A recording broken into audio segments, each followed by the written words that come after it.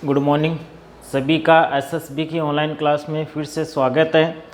पिछली क्लास में हमने पढ़ा था कि जो कोलाइडी कण हैं उनकी विशिष्ट गुण क्या होते हैं। 6 प्रकार के हमने गुण पढ़े थे। उसमें हमने सबसे लास्ट में पढ़ा था आवेश। अब हम देखेंगे आवेश उत्पत्ति का कारण क्या है। हमने कल पढ़ा था आवेश। आज का अपना टॉपिक है आवेश उत्पत्ति का कारण, कि आवेश उत्पत्ति का कारण क्या है। कल हमने पढ़ा कि कोलाइडी विलयन पर केवल एक ही प्रकार का आवेश होता है, यानी कोलाइडी कण पर या तो धनावेश होगा या ऋणावेश।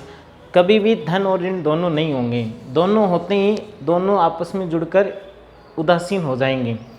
तो आवेश उत्पत्ति का कारण सबसे पहला कारण है परिक्षिप्त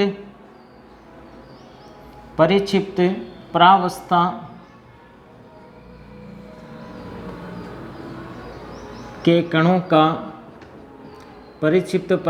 के कणों का परिक्षेपण माध्यम के साथ घर्षण।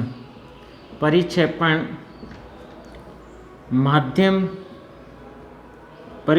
माध्यम के साथ घर्षण।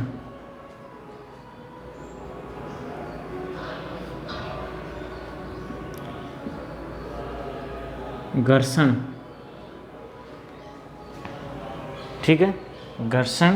तो अब देखो क्या होता है, घर्षण से आवेश उत्पन्न होता है। फिजिक्स में आपने पहले चैप्टर में पढ़ा होगा कि एबीनोइट की छड़ को बिल्ली की खाल पर रगड़ने पर उस पर आवेश उत्पन्न हो जाती है। जैसे हम सर्दियों में अपने हाथों को रगड़ते हैं तो गर्म हो जाते हैं, आवेश उत्पन्न हो जाता है।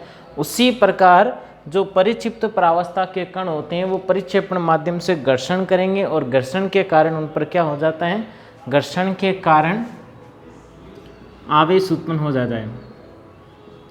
घर्षण के कारण आवेश उत्पन्न हो जाता है।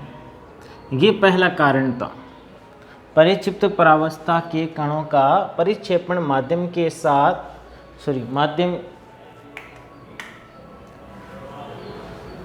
कारण आवेश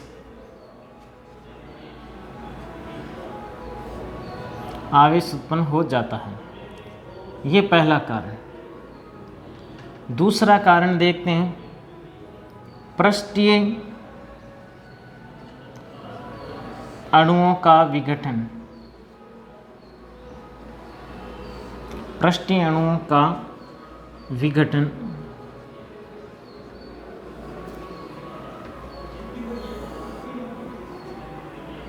पृष्ठीय अणुओं का विघटन। अब पृष्ठीय अणुओं का विघटन देखो क्या है। हमने एक उदाहरण पढ़ा था मिसेल साबुन हमने कहा था C17H35 COO नेगेटिव, ये था। अब ये अगर टूट जाए तो ये टूटेगा तो बनाएगा C17H35 COO नेगेटिव और प्लस Na पॉजिटिव। तो ये क्या है, मिसेल बनाएगा, वो एक प्रकार का कोलाइड होगा और उस पर कौन सा आवेश आ जाएगा, ऋण आयन। तो पृष्ठीय अणुओं का विघटन, यानी जो बड़े अणु हैं आपस में यदि टूट जाएंगे तो उन पर क्या उत्पन्न हो जाएगा, आवेश उत्पन्न हो जाएगा। ये दूसरा कारण है। तीसरा और सबसे महत्वपूर्ण जो कारण है इसको मैं हटा रहा हूँ। पहला कारण परिक्षिप्त प्रावस्था के कणों का परिक्षेपण माध्यम के साथ घर्षण, आपस में जब घर्षण होगा तो आवेश उत्पन्न हो जाएगा। दूसरा था पृष्ठीय अणुओं का विघटन। हमने साबुन का उदाहरण लिया जिसमें ये टूटेंगे और टूटने के कारण नेगेटिव चार्ज बना और ये मिसेल का निर्माण करेगा, वो एक प्रकार का क्या होगा, कोलाइड होगा। और सबसे अगला तीसरा जो टॉपिक है, इसमें तीसरा जो कारण है वो देखते हैं, वर्णात्मक अधिशोषण। वर्णात्मक अधिशोषण। वर्णात्मक अधिशोषण। वर्णात्मक अधिशोषण या चयनात्मक अधिशोषण। वर्णात्मक का मतलब होगा सेलेक्टिव या चयनात्मक, ठीक है। इसमें क्या होगा कि मान लो ये आयरन हाइड्रोक्साइड, फेरिक हाइड्रोक्साइड है उसका कोलाइड है, ठीक है, फेरिक हाइड्रोक्साइड का कोलाइड है। अब इसके चारों ओर FeCl है, यानी Fe+ है और Cl नेगेटिव है। तो ये क्या करेगा, इन दोनों में से किसी एक को अपने पृष्ठ पर क्या कर लेगा, अधिशोषित कर लेगा, जोड़ लेगा। मान लो इसके चारों तरफ Fe+3 जुड़ जाती हैं, Fe+3, तो ये कैसा हो जाएगा, पॉजिटिव चार्ज का हो जाएगा। कहने का अर्थ है कि कोलाइडी विलयन अपने विलयन से किसी एक विशिष्ट आयन को अपनी सतह पर अधिशोषित कर लेता है।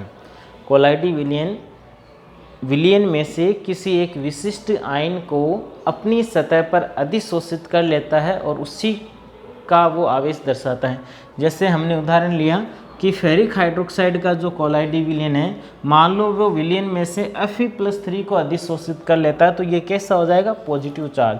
मान लो AgI का कोलाइडी विलयन है और ये क्या करे, अपने पृष्ठ पर आयोडीन को अधिशोषित कर ली, यानी इसके चारों तरफ क्या अधिशोषित हो जाए, मतलब Ki का विलयन डाला पोटेशियम आयोडाइड का, तो ये आयोडीन को अधिशोषित कर लें तो कैसा हो जाएगा, नेगेटिव चार्ज। मान लो ये विलयन AgI का है और ये अपने चारों तरफ पोटेशियम को अधिशोषित कर ले, मतलब चयनात्मक सेलेक्टिव, अपनी इच्छा के अनुसार किसी को भी सेलेक्ट कर सकता है। तो ये मान लो पॉजिटिव चार्ज को सेलेक्ट कर लेगा, तो ये कैसा हो जाएगा, पॉजिटिव चार्ज। तीसरी विधि थी वर्णात्मक अधिशोषण या चयनात्मक अधिशोषण। इसमें क्या होता है कि कोलाइडी विलयन अपने विलयन में से किसी एक विशिष्ट आयन को अधिशोषित कर लेता है और वो कोलाइडी विलयन उसी आवेश का दिखाई देता है, वो होगा आपका वर्णात्मक अधिशोषण। अब इसमें आपको 3 चीज़ें ध्यान रखनी हैं। पहली तो ये है कि मान लो Fe था, FeOH3 फेरिक हाइड्रोक्साइड का कोलाइडी विलयन है, ये अपने चारों तरफ पहले मान लो Fe+3 आयन की परत को अधिशोषित करता है, यानी Fe+3 आयनों को अधिशोषित कर लेगा, ये बन गया धनायन। और ये जो है ना धनायन वाली, ये कहलाएगी प्राथमिक विद्युत स्तर, इसको कहेंगे प्राथमिक विद्युत स्तर, और ये मजबूती से जुड़ा रहता है,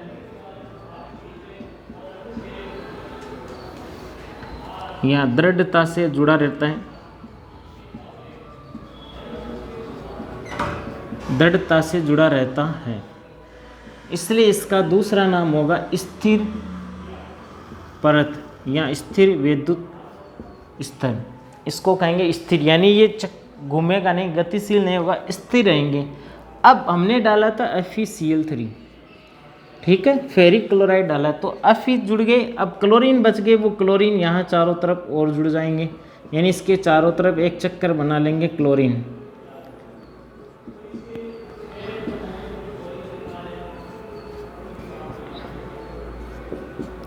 ये क्लोरीन जुड़ गए, ठीक है। तो ये क्लोरीन वाला जो स्तर है, ये जुड़ा हुआ नहीं, बस इसके चारों तरफ क्लोरीन गति कर रहे हैं, इसलिए ये है द्वितीयक विद्युत स्तर, द्वितीयक विद्युत स्तर, और इसी को हम कहेंगे गतिशील, क्योंकि ये जुड़ा नहीं है, दुर्बल आकर्षण बल है, गतिशील परत या गतिशील विद्युत स्तर। ये 2 चीज़ें ध्यान रखनी है। पहली, जिस आयन का अधिशोषण करेगा वो प्रबल बंध से जुड़ेगा, इसलिए उसको कहेंगे प्राथमिक विद्युत स्तर और स्थिर परत। दूसरे जो आयन होंगे वो उसके चारों तरफ गतिशील रहेंगे, उसको कहेंगे द्वितीयक विद्युत स्तर या गतिशील परत या गतिशील विद्युत स्तर। अब इन दोनों के मध्य विभव का अंतर जो होगा, विभव अंतर या विभवांतर, ठीक है, विभव का जो अंतर होगा उसको कहा जाता है जिट्टा विभव। ये भी ध्यान रखना, जिट्टा विभव। जिट्टा विभव का अर्थ क्या है कि स्थिर तथा गतिशील परतों के मध्य जो विभव का अंतर आएगा उसको हम कहेंगे जिट्टा विभव। कोलाइडी विलयन में स्थिर परत एवं गतिशील परत के मध्य जो विभव का अंतर होता है उसको हम कहेंगे जिट्टा विभव, जिट्टा विभव, ठीक है। तो ये अपना था आवेश उत्पत्ति के कारण। अब हम पढ़ेंगे एक विधि पढ़ेंगे जिससे हमें पता चलेगा कि कौन सा आवेश है, यानी कोलाइडी विलयन पर हमें कैसे पता चला ऋणाइन है या धनाइन। अब वो विधि पढ़ रहे हैं, आवेश की पहचान के लिए हम एक विधि पढ़ रहे हैं।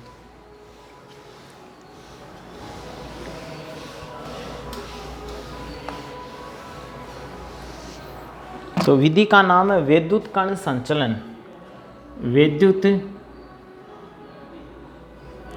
कण संचलन, यानी जो हम विधि पढ़ रहे हैं आवेश ज्ञात करना,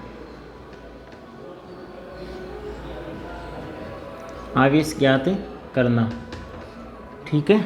वैद्युत कण संचलन, आवेश ज्ञात करना, यानी हमें क्या पता चला कि उसने धनाइन है या ऋणाइन। तो एक प्रयोग है, देखो, एक कांच की, ये कांच का उपकरण है, यहाँ पर इलेक्ट्रोड लगे हुए, मान लो यहाँ एनोड है, पॉजिटिव चार्ज, यहाँ पर कैथोड है और यह है नेगेटिव चार्ज। अब हमें क्या करना है, यहाँ पर कोलाइडी विलयन को भर दिया गया, यहाँ क्या करेंगे, कोलाइडी विलयन को भर देंगे। सबसे पहले उपकरण लिया जिसमें एनोड और कैथोड लगे रहते हैं, ठीक है, उसमें क्या करेंगे, कोलाइडी विलयन को भर दिया जाएगा। कोलाइडी विलयन को भर के विद्युत धारा प्रवाहित की गई। तो विद्युत धारा प्रवाहित करने पर क्या होगा कि हमने कहा कि कोलाइड पर एक प्रकार का आवेश होगा, तो या तो उस पर धनाइन है या ऋणाइन। अगर मान लो कोलाइडी कण पर धनाइन होगा, मान लो हमने कहा कि FeOH3 का कोलाइडी विलयन था, उसने Fe+3 को अधिशोषित कर लिया, यानी फेरिक हाइड्रोक्साइड का कोलाइडी विलयन क्या कर रहा है, Fe+3 को अपने ऊपर अधिशोषित कर रहा है। तो ये Fe+3 है, प्लस है, तो ये क्या करेगा, कैथोड की तरफ चला जाएगा। अभी दोनों तरफ स्तर क्या है, समान है। जैसे विद्युत धारा प्रवाहित करेंगे तो कोलाइडी विलयन अपने से विपरीत आवेश की प्लेट की तरफ गति करेगा। मान लो इस पर धन आवेश था तो ये कैथोड की तरफ गति करेगा। मान लो एक हम ले लेते हैं आर्सेनिक वाला, और इसने मान लो सल्फाइड आयनों को अधिशोषित किया गया है, तो ये जाएगा कि एनोड की तरफ, तो हम कह देंगे ऋण आवेश। तो इससे हमें पता चल जाएगा कि कौन सा आवेश है। वापिस सुनिए, उपकरण लिया जिसमें कोलाइडी विलयन भरेंगे और विद्युत धारा प्रवाहित की जाएगी। विद्युत धारा प्रवाहित करने पर कोलाइडी विलयन अपने से विपरीत इलेक्ट्रोड की ओर गति करते हैं, उसको कहते हैं विद्युत कण संचलन। विद्युत के प्रभाव में कणों का संचलन, गति करना। अब दो प्रकार के होते हैं, धन कण संचलन और ऋण कण संचलन। जब धन कैथोड की तरफ जाएंगे तो उसको तो कहेंगे धन कण संचलन, धन कण संचलन, क्योंकि पॉजिटिव चार्ज ये जा रहा है तो धन जा रहा है, तो धन कण संचलन। और ये जाएगा तो उसको क्या कहेंगे, एनोड की तरफ होता है तो ऋण कण संचलन, वो कहलाएगा ऋण कण संचलन। अब इसके देखो विधि के दो कार्य, एक तो आवेश ज्ञात करना और दूसरा है कोलाइडी विलयन का स्कंदन करवाना। अगला टॉपिक अपना है स्कंदन। तो पहले मैं यहाँ साइड में स्कंदन बता देता हूँ क्या होता है। स्कंदन या अवक्षेप में बदलना। स्कंदन का मतलब होता है कोलाइडी विलयन का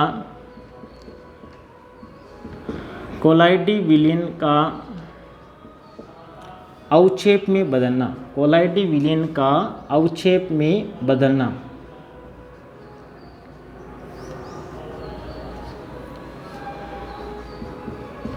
अवक्षेप में परिवर्तित होना क्या कहलाता है, स्कंदन। स्कंदन का अर्थ है जैसे हमने कोलाइडी विलयन लिया, ये अपना कोलाइडी विलयन है, ठीक है, जिसमें परिक्षिप्त परावस्था और परिक्षेपण माध्यम वितरित है। अब क्या होगा, जैसे ही उसमें कुछ पदार्थ डाले जाएंगे, विधियाँ पढ़ेंगे, तो क्या होगा, परिक्षिप्त परावस्था के जो कण है वो नीचे तली में बैठ जाएंगे, जमा हो जाते हैं ना, अवक्षेप, वही अवक्षेप कहलाता है। और ये नीचे जमा हो गया, ठीक है, और वही क्या कहलाता है, स्कंदन। स्कंदन, तो स्कंदन क्या होता है, कोलाइडी विलयनों का अवक्षेप में परिवर्तित होना या कोलाइडी विलयन में परिक्षिप्त परावस्था के कणों का तली में बैठना, वो कहलाएगा स्कंदन। अब पढ़ेंगे स्कंदन करने की विधियाँ। पहली विधि होगी विद्युत कण संचलन। देखो विद्युत कण संचलन में क्या होगा, हमने कहा मान लो FeO3 का विलीन लिया, इस पर एक ही प्रकार का आवेश है इसलिए ये क्रिया नहीं करता, उदासीन नहीं होता। लेकिन अगर इसको डाला और विद्युत कण संचलन करवाया तो ये कहाँ जाएगा, कैथोड की तरफ जाएगा। तो कैथोड पर जाकर क्या होगा, ये अपना धनावेश त्याग देगा, यानी ये पॉजिटिव चार्ज है, कैथोड पे क्रिया करके जुड़ जाएगा, केवल बचेगा क्या, FeOH3 बच गया। और ये क्या है, उदासीन, और उदासीन होने के कारण कहाँ बैठ जाएगा, तली में बैठ जाएगा। तो ये पहली विधि थी स्कंदन करने की। कुछ एक दो और विधियाँ हैं वो देखें। विधियाँ आपको ध्यान रखनी है, पहली विद्युत कण संचलन, दूसरा है आदिक्य अपवहन, हमने अपवहन पढ़ा था ना, डायलिसिस शुद्धिकरण की विधियाँ। अपवहन, अपवहन को यदि अधिक मात्रा में करवाया जाए, विद्युत अपवहन ले लो। अपवहन में हमने क्या किया था, एक पात्र लिया था जिसमें पानी भर दिया गया और उसमें एक क्या लिया, कोलाइडी जानत्व झिल्ली या चरम पत्र को लटकाया जिसमें कोलाइडी विलयन को भर दिया। ये क्या है, कोलाइडी विलयन,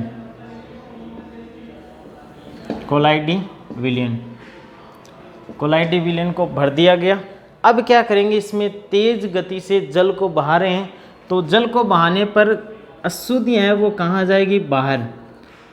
अब यदि लंबे समय तक, अधिक समय तक क्या किया जाए, अपवहन किया जाए, तो क्या होगा, कोलाइडी विलयन पर जो आवेश उपस्थित है वो भी कहाँ आ जाएंगे, जल में आ जाएंगे।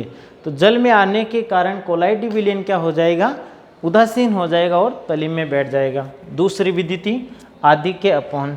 तीसरी है, तीसरा तरीका है विद्युत अपघट्य डालकर, विद्युत अपघट्य मिलाकर, विद्युत अपघट्य मिलाकर, विद्युत अपघट्य मिलाकर। देखो जैसे हमने FeOH3 का कोलाइडी विलयन लिया जिस पर आयरन अधिशोषित है, ठीक है, ये अपना कोलाइडी विलयन है। अब इसमें विद्युत अपघट्य डाल दें, मान लो FeCl3 डाल दिया जाए, या मान लो अन्य Cl डाल दिया जाए, ये विद्युत अपघट्य। विद्युत अपघट्य का मतलब है कि घोलने पर दो आयन बने, धन आयन और ऋण आयन, वो विद्युत अपघट्य है। तो यहाँ हमने अन्य Cl या FeCl3 डाला, तो डालने पर क्या होगा कि हम कह रहे हैं कि कोलाइडी विलयन पर क्या है, पॉजिटिव चार्ज है, तो वो क्या करेगा, क्लोरीन आयनों से क्रिया कर लेगा। तो ये आयरन क्लोरीन से क्रिया करके क्या बना लेगा, FeCl3 बना लेगा। अलग हो गया तो बचेगा क्या, केवल FeOH3 बचेगा। तो ये वापस उदासीन होने के कारण क्या होगा, तली में बैठ जाएगा। तो ये अपनी थी आज की क्लास जिसमें हमने पढ़ा, एक तो विद्युत कण संचलन यानी आवेश उत्पत्ति के कारण, फिर आवेश उत्पत्ति ज्ञात की, कैसे कौन सा आवेश होगा, फिर हमने पढ़ा स्कंदन क्या होता है और स्कंदन करने की विधियाँ। आगे देखेंगे कल, तब तक के लिए धन्यवाद।